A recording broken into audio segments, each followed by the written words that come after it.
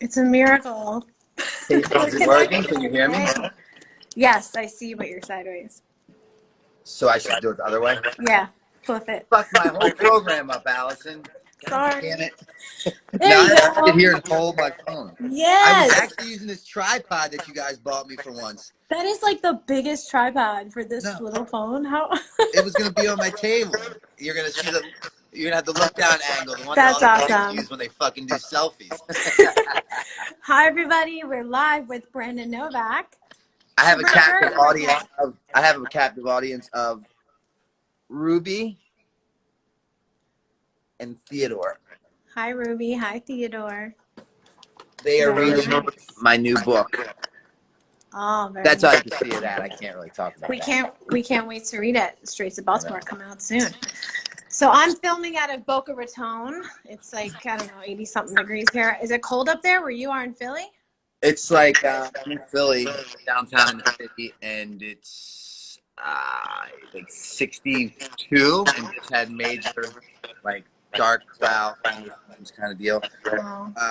Which would attend to the disheveled look that I have. I was out jogging 2 minutes prior to this, so nice. You get me all sweaty and fucking sexy. Oh, good, because I put on clothes for you today. So I thought you'd appreciate that. Stupid thing.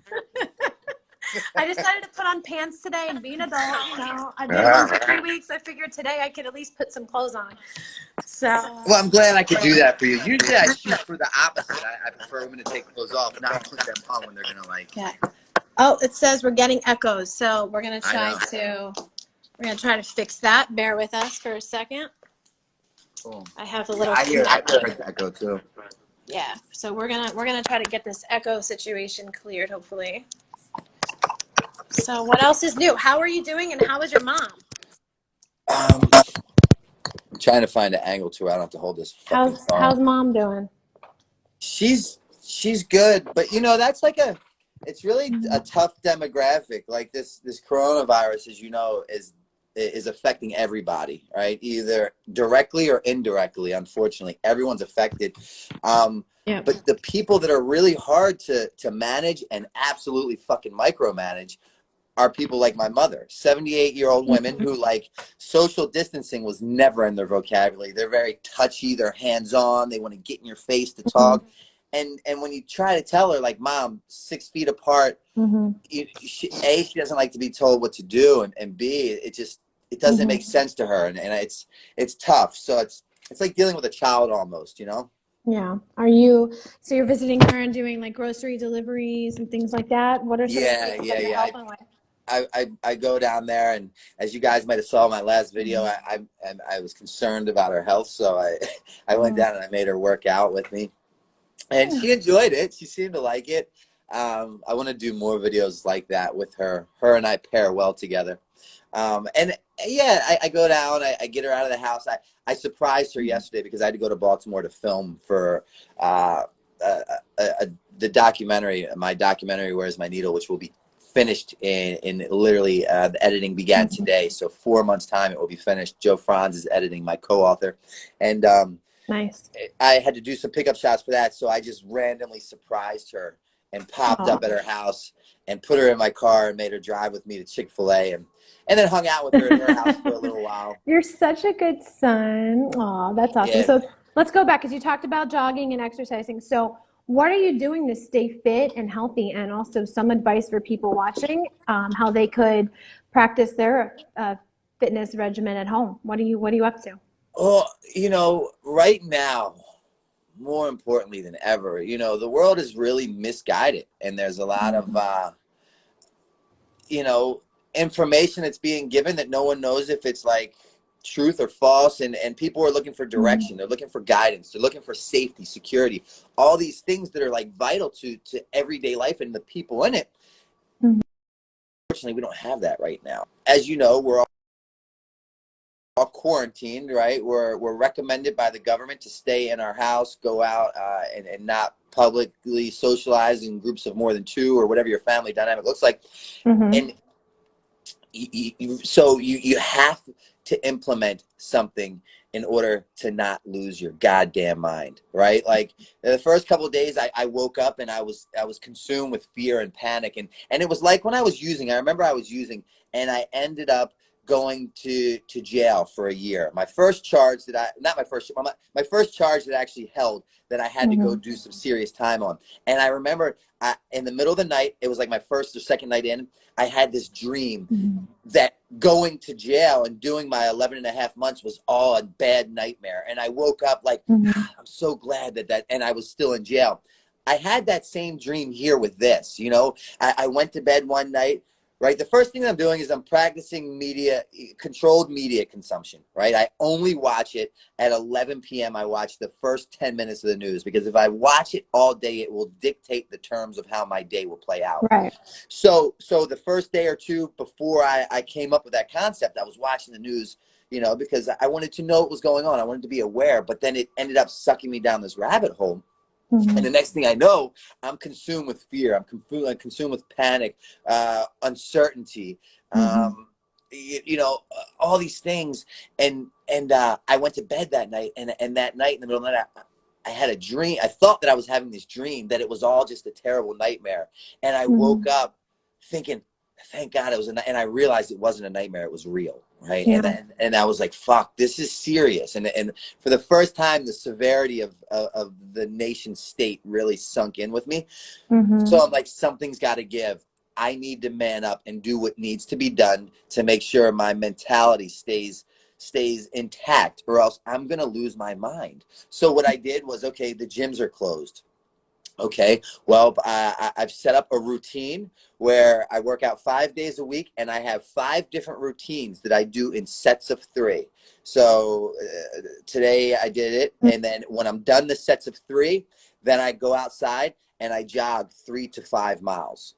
You know, and that's how I start my day. Nothing else happens before that. I wake up, I eat 3 tangerines, 1 kiwi, my workout, jog 3 miles, come home, get a shower, feed my cats, change the litter box, and then jump into work. That sounds really like frivolous and fucking minuscule, but I hate to continue to revert back to when I was doing 11 and a half months in jail, the first 90 days in solitary confinement, very similar to this, but there's a lot more perks. That what I learned is the sooner you get a routine, the quicker your days go, and it like makes sense. So that's good. So less media consumption. Let's tone down the fear and anxiety. Because what happened was I read an interview that a school teacher in China had done. And she said, if I would have knew, because China has kind of like made it through and in the clear somewhat, pray to God. She said, if I would have knew now, well, if I would have knew then what I knew now, this is what I would have told myself. And what she said, the first thing is I would have not watched the news, right? That was the first thing. Now, the second thing was I would have accepted exactly what was going on. And the third thing I would have done was not put expectations on how things should play out. You know, and that's really comes back to the program of my sobriety. Acceptance is the answer to everything. Expectations are nothing but unfulfilled resentments, because all I can truly control is me, my thinking, my attitude, my behavior. The moment I believe that you should think a certain thing, Allison, say a certain thing, or feel a certain thing, you are 100% going to let me down. And now I'm full of fucking resentments. And again, in Alcoholics Anonymous, it tells us that resentments are our #1 offender that will absolutely lead us back to a drink. And for me, to drink is to fucking die, and that's unacceptable. So I will do whatever it takes. And I kind of just implement that program into this monstrosity, if you will. Well, that's amazing what you're doing while you're home quarantine. So tell me a little bit about where you are. What kind of, 2 things, safety precautions when you go to get essentials like groceries, and how are you protecting yourself? And then the other thing is, what is it like in Philly? Are there lockdown situation, curfew? What are we seeing in the city? We're not seeing a lot in the city, and that's really good. That's really good. And I believe that people are really taking heed to this. Even the ones that were kind of like the naysayers and not buying in to the fucking, you know, overall vibe that was out there now are, right? You're affected directly or indirectly. One way this thing is attacking us all as a whole collectively. So outside is slow. When I go out, I have rubber gloves, and I have a face mask. And I practice the 6 feet social distancing guideline that they suggest. I was wearing the mask prior to them enforcing that everyone needed to wear a mask, because people were like, you don't need it, you do need it. And I said, if you knew what the fuck I needed or didn't need, we wouldn't be in this position, right? Like, no one fucking knows. So I'm just trying to use sensible judgment. I'm erring on the side of caution, and I'm believing, because I have a conscious contact with my higher power. I'm as spiritual as all get out. I've had that spiritual experience to know that in my heart of heart, God is real, and he did not bring me this far to leave me now. So I choose to see this, right? Oh, how we started this out. What are you doing for your mental? How are you staying sane? What are you doing for your psyche? I believe that my mentality abso-fucking-lutely will create my reality. All comes down to perception and perspective. So I choose to see this, right? The child of God that I am, through having that spiritual experience that came only from the 12 steps of Alcoholics Anonymous, I choose to see this as us being divinely inconvenienced. That's all. Right. So One day this will make a lot of sense. Yes, maybe we need a little bit of break to focus on our mental health and Absolutely. to focus on things that we didn't have time for before, but now we see things more clear. What do you say to people in early recovery going through all this anxiety because of the coronavirus? What advice would you give them? You know, I was told in the very beginning of sobriety, right? And life had never looked so bleak. Just woke up off life support for 7 days. My mother had bought me a plot. People had taken life insurance policies out on me. Things couldn't have gotten any worse for me, right?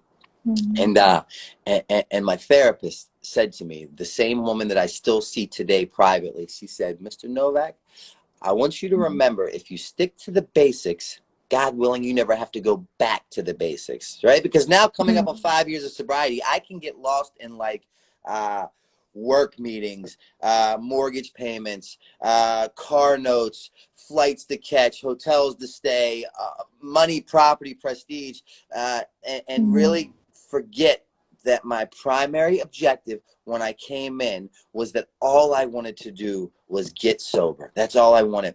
And when I got sober in the very beginning, right, they told me there's going to come a point in time where your back's against the wall. No one will be around to help you. And you're going to have to rely on a power greater than yourself. That will be the only way you will get yourself through whatever the situation is. And I can promise you, through this, I've had a conscious contact with my higher power since day one of my sobriety, and prior to that, but it's definitely strengthened in this period of time. That when I have the ability to have this awareness, right? So when I see myself starting to go to that edge and go down that rabbit hole, the first thing I do is I ask God to guide and direct my thoughts.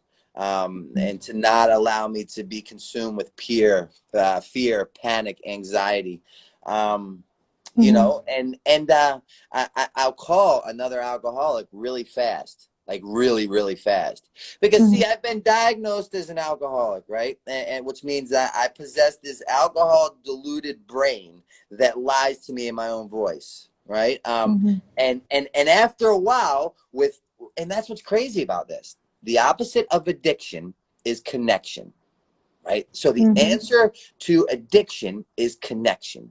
Together we can stay sober. By myself, I am sure to fucking drink again, right? So that's the truth. That's a fact. That's commonality. But now take in today's current state of the world. Everyone is quarantined. Practice social distancing. Cannot gather in groups, stay 6 feet apart. Right. That's the opposite of what we were taught to do. That's a fucking dilemma.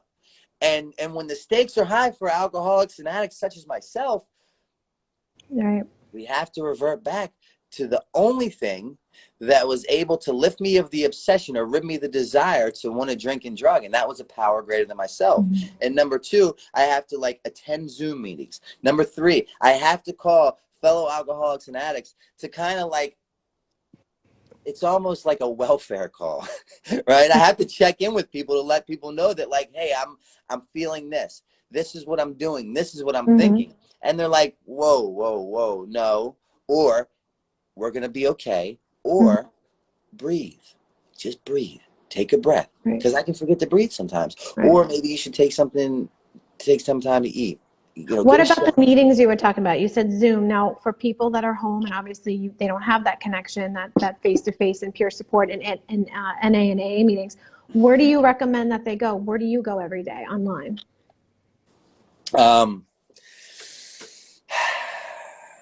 You're talking to the most computer illiterate person that you've ever met in the world. So much so that I'm 40 some years old, born in 78. Don't really know the math. It's a long, weird story.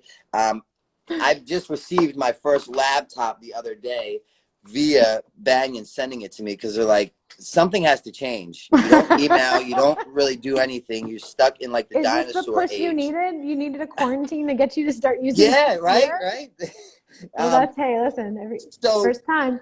So as far as like me giving recommendations on what Zoom meetings to meet, I really am not even sure of how to sign into that laptop. But what I can tell you to do and how you can absolutely be directed to Zoom meetings is go on Facebook.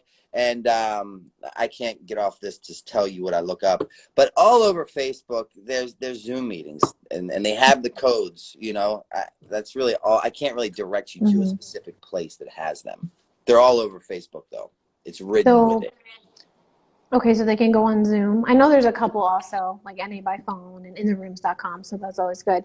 So what's the first thing that you're going to do once this quarantine is lifted, hopefully soon? Where do you want to go? What's the first thing you want to do? To tell you the truth, I'm not really that affected by this. I'm kind of into this whole introvert aspect of things, right? Because I was going so much. And then I'm the kind of guy that when I'm not going, right? Like my planner. But you love to travel. You were just, where were you? In Barcelona? I was in Barcelona. But look, okay, so this is January, if you could see that. And you can see every day, except for maybe 3 in January, have something written in. Yeah. So that means I'm going to every one of these appointments, meetings, interviews, speaking events. There's only 1, 2, 3. There's 4 days with nothing written in them, right? So that means I was busy every day except for 4 days. And then when those 4 days come, because I go so much, and the people that I like to surround myself with, my mentors, when I'm home, I'm like, okay, well, I know that Joe Tuttle's not sitting home on a Wednesday, so I can't sit home on a Wednesday. I have to do something. So I couldn't sit still. I couldn't be with me. Not because I avoided it, but because my brain just wouldn't stop, because I need to obtain this. I have money, property, and prestige, right? Which always will divert me from my primary purpose. I told you in the beginning of this, all I wanted when I got in here was to just get sober, right? Stick to the basics, God willing, enough to go back to the basics. God and the world, I've found, have a way of right-sizing me. So now I've been brought back to the basics. Trusting God, cleaning house, and helping others. What that means is find a power greater than myself. It's the triangle of Alcoholics Anonymous. Finding a power greater than myself, trusting it. Cleaning house is the 12 steps of Alcoholics Anonymous, and helping others is taking someone else through the 12 steps. Guess what? I've been doing all 3 of those sides of the triangle since day 1 of this quarantine. I've been now brought back to the basics, not by my own design, but by the power greater than myself, being divinely inconvenienced. So I'm not the guy that's fucking chomping at the bit like, oh man, I can't wait for this to be over so I can run out and run a marathon. I jog 3 miles a day. I go for a walk. I go to the grocery store. I practice social distance. I'm not really feeling like I'm missing out on anything. I am missing out on like going to meetings. Right? Like going to meetings and seeing a bunch of alcoholics collectively in a group and like seeing my friends in person. But I'm not climbing the walls here. Like I'm pretty cool. That's great. So, we were watching the news earlier, minimally, but problem number 1. We did see that there's been a spike in alcohol sales. Yes. What do you think that's going to do to affect people currently using now? I mean, I what think it's advice going to get worse. It's going to continue to get worse, but that's the nature of the beast. That's the progression of alcoholism or addiction as a whole, right? If you've already, come to the realization that, hey, I have a problem, right, with drugs or alcohol, meaning that you can no longer drink or drug without repercussions. Guess what? It doesn't get better. It always gets fucking worse. But now you take the weight of the world on top of it. People that might have been functioning alcoholics, right? They go to work, they slice back fucking 30 martinis during lunch, and then they go to gentleman's happy hour after, whatever that looks like to whoever I'm talking about. But now they're like fired from their job. Right now they're stuck at home with their wife, a lot of bickering back and forth. Now insurances are being lost because they're no longer employed, because most Americans have insurance through their employers. The progression, the snowball effect is taking place, and their drinking becomes out of control because, like, the reality of their situation is starting to look pretty shitty, and it's not getting any better, right? A lot of uncertainty, no clear-cut direction on what's happening in the world. People looking for guidance, and they've just been fired, they've just been laid off, they can't stand fucking being at home with their wife for another day. Their kids won't stop screaming, I can't go to work, but the liquor store, I'll go get a bottle. And then that continues to take place, and all they're trying to do, and I'm speaking from experience, what I've done, minus the marriage and the kids, is having another drink to escape the reality that they have created for themselves, but add the weight of the world on it. Now they're having another drink to escape the reality that, yes, their behaviors have caused, but also the weight of the world has caused. It's almost like a justifiable fuck your life up kind of thing, And then what's going to happen is this is going to blow over. This is merely going to be a moment in time, ladies and gentlemen. It is. I know it in my heart of hearts. I'm not just talking fucking nonsense to hear my own voice. It's going to blow over. And when it blows over, there's going to be a lot of financial repercussions. There's going to be a lot of emotional repercussions, a lot of psychological repercussions. And we're really going to have to come together, God willing, as one, a unit, as a whole, to repair the damages that have been done. So what can people do to help? Let's say they're out there and they want to help. I mean, there's a local tattoo parlor that donated masks. People aren't using some of the equipment maybe that they wouldn't otherwise, since their business is shut down. What are some of the things in the community, like feel-good stories? Have you heard of anything? Delivering food? I know that we're doing that down in South. My dear friend, he runs a really rad Instagram page called Philly Unknown. And the second one is Second Indie. They make face masks, and he sent me this story yesterday. And what they had done was they made all these face masks, and yes, they're giving them the first responders and the hospitals, but they took them into the masses. They took them into Ground Zero of Kensington, to where the people that they don't have the privilege to be current with the state of affairs the nation are in. Why? Because they don't have a TV. Why? Because they don't have like a significant other to say, honey, look at what I just read in the paper. Like, no, they don't have that. Therefore, like, they're just out there. It's business as usual, trying to get another bag. And it's sad because I've been there. So what they did was harm reduction, right? They went in and they gave them all masks. They gave them gloves, and they did a really beautiful piece.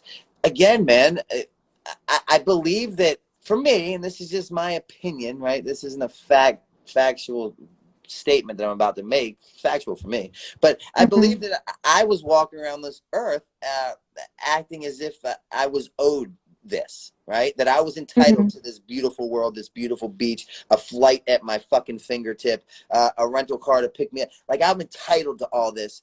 And like, I believe, again, the world is kind of right-sizing me, saying, no, you're not. You're not entitled to any of this. Maybe you should practice, like, adding more pollution to the world. If you can walk 3 blocks, why not walk as opposed to drive? It's just it's the world doing for us what we couldn't do for ourselves. And we saw this global pandemic being a talk not too long ago, saying that, like, the pollution is shit, like, we need to fix this. It was in the whole presidential debate stuff, which I don't really get involved with, and I'm not trying to make this a political talk. Right. But the world needed to breathe. Right. And we're not entitled to any of this. This is a luxury that we've been granted, and we need to treat it as such. That's good. That's good advice. So for people tuning in now, we were talking about quarantine and some solutions that you have for people who haven't heard it before. What are you offering in terms of advice? You said discontinue, Yeah, media the viewing. the three cardinal rules that Mm-hmm. allow me to make it through each day Mm-hmm. without losing my fucking mind, which is Mm-hmm. pretty tough because it's already halfway gone anyways. But the three things that I practice on a daily basis is controlled media consumption. Number one, first and foremost, controlled media consumption. I don't even turn my TV on until the sun goes down, and then I don't watch anything. I only watch the news from 11 p.m. till like right after the weather, and then I'm fucking done. I check out. Controlled media consumption, number one. Number Right. two, accept the state of the nation. Acceptance, right? Right. I accept where we're at and that it is what it is. Controlled media consumption, acceptance, and number two is I do not put expectations on where we should be and when we should get there, right? Because those are things that those three things I cannot control. I cannot control. And the sooner that I can understand and accept that, the easier this really tough time will be. Okay. Awesome. We can It's open it up really to questions. simple. If anybody has any questions, those in recovery or those struggling, Brandon's always here, 24/7. Yeah. Any final thoughts, Brandon? What if somebody needs help? Where can they reach you? Any advice you want to give to anybody in general? Yeah.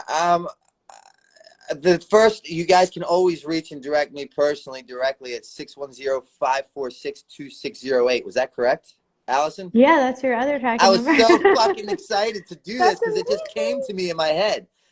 Well, Because that's good. Allison So always people tells me to know. say this certain number and I fuck it up royally. Yeah. But I Well, got it just so right. you all know, that is Brandon's personal cell phone. And if you Yeah. can't pick it up, we do have a team. So that is connected to Brandon and his team 24/7. Call me 610-546-2608, right? Well, again, the opposite of addiction and alcoholism is connection. I promise you, by yourself, you will not find the ability to get yourself out of the position that you may be in. And I'm speaking from experience. I've done it. I've tried it. I spent 23 fucking years trying to fight my way out of the position that I had created myself. I moved all over the world. I changed women. I changed homes. I changed careers. I moved all over the USA. And it didn't work. And finally walking into that 13th treatment center, I didn't even fucking want to go there, but I just had nowhere else to go. And no one else really was welcoming to me being there. That finally I found a purpose, right? I found direction because for the first time I realized that what I do know is that I don't know. And clearly, like, they know, because every time I ask for help, they're here ready and willing to give it to me. I don't know, they do. Can you help me? Now I've become open-minded and willing to follow your suggestions. And guess what? My life got a lot better. And that's just the reality. If I could have thought of another way to try it without going to a fucking treatment center, I promise you I would have. I really would have. But talking about treatment centers, why is it so important for someone to go right now during this situation and not wait? Well, number one and first and foremost is you have the fucking time, right? There's no excuse as to why, like, other things are going to delay the process. Right.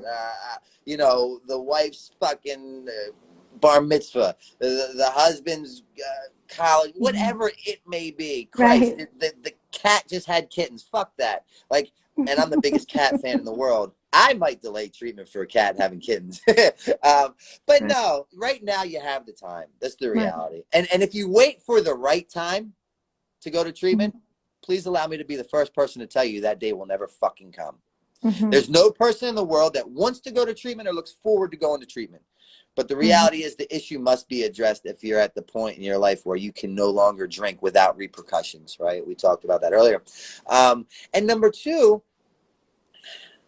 with the state of the nation, right? And they're closing down bars, they're closing down watering holes, establishments, drinking establishments, and it's becoming harder to get your drug of choice if you're an alcoholic. And I hate to say it, and I wish I were lying, but the only two withdrawals that you can literally die from is alcohol and benzodiazepine, because it puts you in high risk of having seizures. So if you take copious amounts and one day you abruptly stop, your body goes into a state of fucking disarray. Next thing you know, you seize up and like you could die. So those are like the two main reasons that I see for why you should go, I guess. Somebody also commented, can an addict quit if they're not ready? So what do you say to that? Like, you know, how do you handle those situations? Yeah, absolutely. Right. I didn't know that I was ready this time. People always say, well, how do you know? Why was it treatment center number 13? Why wasn't it number 8, number 3, number 1, number 12? I'm like, I don't fucking know, man. Like, to be quite honest with you, that there was no new information that I was exposed to or shared with from treatment center number 13 to treatment center number 8. Right? They didn't fucking come up with this cure that finally they were going to give to me, and I'm going to take it and I'm going to be cured. No. What happened was the pain had finally become great enough, right? That upon walking into that treatment center, I didn't know if I was coming or going. I didn't know if I was going for a bed to sleep in for the night, a hot meal to eat, a shower to take, teeth to be brushed. I didn't know. All I knew for certain is that I did not want to feel how I felt anymore. The pain was great enough. I go in there. I don't want to feel how I felt anymore. And you guys start giving me suggestions. Now I'm willing to follow your suggestions. Upon following your suggestions, something miraculous happened. I don't feel how I felt anymore. Now I feel a little bit better than I felt prior to walking in. I continue to follow your suggestions. And it's snowball effects into me getting ready to celebrate 5 years of continuous sobriety. You know, what was the question again? No, that was right. You know, some people, how do they quit when they're not ready? And Okay. So that's the thing. It takes what it takes until it takes. And who am I to say what it will be for it to take? Right? I know a lot of people, a lot of my good friends went into rehab because they were dodging a prison sentence, because they were dodging their wife finding out that they were cheating on them. Whatever the case was, 2 in particular, they went to treatment for completely different reasons than to get off of drugs. And guess what? The one just celebrated 7 years, and the other one is right behind me with coming up on 5 years. And they did not go to treatment wanting to get off drugs. One went to dodge a prison sentence because his lawyer said, this will definitely help your case if you go to treatment, as opposed to just showing up in court. And the other one, his wife had it up to here, and she had caught him cheating for like the 12th time. And he said, honey, it has nothing to do with you. It's the drugs that make me act this way. And he didn't believe that, but he didn't want her to leave. So he's like, that's it. I'm finished. I'm going to rehab. He went to rehab hoping that she would just get the fuck off his back and he'd get a hall pass for getting caught cheating. But it didn't play out that way. He's now sober. That's crazy. So yes, the answer is yes. Clearly, I'm feeling the effects of being quarantined. I don't have a lot of social interaction, and I like to fucking talk sometimes. That's okay. We got a lot of people tuning in, so they must like what you have to say. Well, we have a captive audience. What the fuck else are they going to do today? That's true. That's true. Well, thanks so much for joining me, Brandon. Do we have any other questions? I don't know. Does anyone else have any more questions? This is Ruby. Hi, Ruby. Hi, Ruby. Talk to him, Rubies. Who do you love more, Ruby or Theodore? Yeah, I don't have any kids, but that's like if you have 2 kids, it's like, which one's your favorite? I know. You love them both equally. They're really unique in their own ways. Very cute. Well, I'm glad you joined us. And if anyone has questions, again, how can they reach you? You guys can call me at 610-546-2608 directly. Me and my team will do whatever it takes to find you the adequate help that not only you need, but more so you deserve. It's going to be okay. It really is. That day that I walked into that 13th treatment center, there's no word in the English dictionary that could properly suffice to how bad I fucking felt about myself. And my therapist told me, she said, if you play your cards right, today could be the best day of your life. And I thought she had lost her mind for sure. I asked her if she needed a piss test, actually, right? I said, do you need a urinalysis? Because, like, you see me standing before you, walked into my 13th treatment center. I just woke up from being on life support for 7 days. She said, I promise you, if you play your cards right, today could be the best day of your life. Coming up on 5 years sober now, despite, like, you know, ending up in those movies, Jackass, published author, TV shows, skater, all that stuff, that day that I presumed to be the worst day of my life, May 25th, 2015, has literally turned into the best day of my life.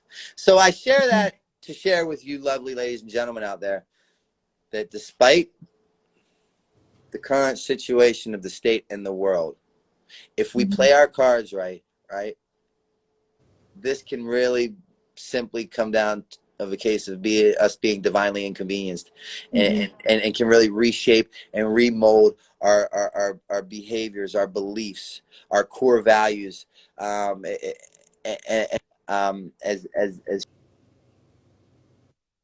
human beings, not just names, not just numbers, bring us together as a whole collectively, and can really do a lot of good for the world. We have another question that just came in. What do you recommend for people that have a loved one struggling during this time? What can they do for them to help them? You know, what I've noticed is that us addicts and alcoholics, this is a general blanket statement, but it's the absolute truth. Us addicts and alcoholics, we're defiant by nature. We hate authority, and we will never, ever conform unless it becomes our idea, right? So you tell us what we need to do. We tell you, I need to fuck off because we know. So what I would absolutely shy away from is coming off demanding, saying, you need to do this. You should be here. Why aren't you doing that? That's not going to do anything but cause and create a lot of tension and head bashing. What I suggest is that, you know, you be supportive. You don't talk to them or at them, but simply with them. You don't hear them, you listen to them. You be there for them. You set healthy boundaries, right? Absolutely healthy boundaries. That's so fucking imperative, because that can everything that I just said to you prior could easily be misconstrued into becoming an enabler. So you have to set these healthy boundaries and standards. Stand for something or fall for anything. I'm a firm believer in that.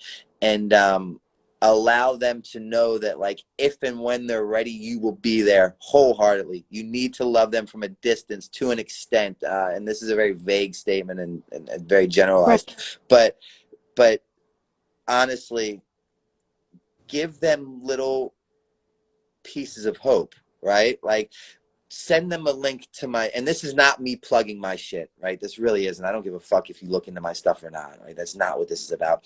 But if you know someone that's recovering and that has changed their life around, has had that complete psychic change, that maybe they used to drink or drug with, send them links to whatever they're doing. If you're familiar with my stuff, send them links of what I'm doing, right? My message holds depth and weight. I'm not a guy up here that can just sound really sophisticated because I have a pretty good vocabulary and I can throw some words out.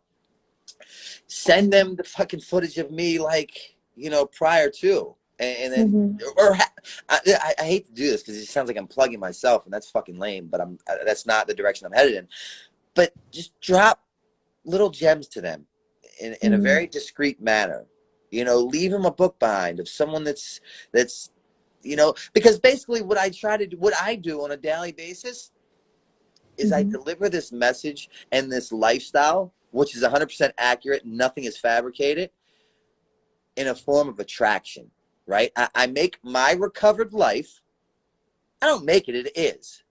My recovered life, I believe in my mind, but I'm also fucking insane. But my life looks very fucking attractive, very appealing, very interesting. For lack of better words, you like want to fuck it, right? Because I'm doing all this cool shit, traveling all over, fucking all this rad stuff, and none of it consists of a drink or a drug.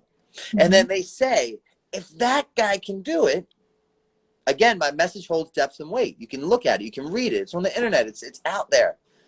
If he can do it, then I can do it. And then it becomes their idea. And when it becomes our idea, we excel at a rapid pace. But again, you just got to like really tread lightly, set boundaries, love them from a distance, leave them messages of hope, keep communication open. When they're ready, be there. Are you doing power of prayer is major? Definitely the power of prayer for sure. It's definitely changed your life, and people can see that. So hopefully they can get that too. The online meetings again, are you doing that next week? And if so, how can people tune in? Because I know you did. Yeah, but last night was our first one. Darren Prince and myself did one. And it maxed out like immediately, which is really unfortunate. I tried to log in and it maxed out, but that's a good thing though. But it's good, right? It's like the devil's advocate. It's really good, but it sucks for a lot of people that couldn't see it. But it shows that people are like picking up on the sign of the times. They're doing what needs to be done. So we got another question. Can you answer this before we have to get off? Can you get a judge to send someone to treatment? Now, in Philly, it's a little different than in Florida. In Florida, there's something called a Marchman Act.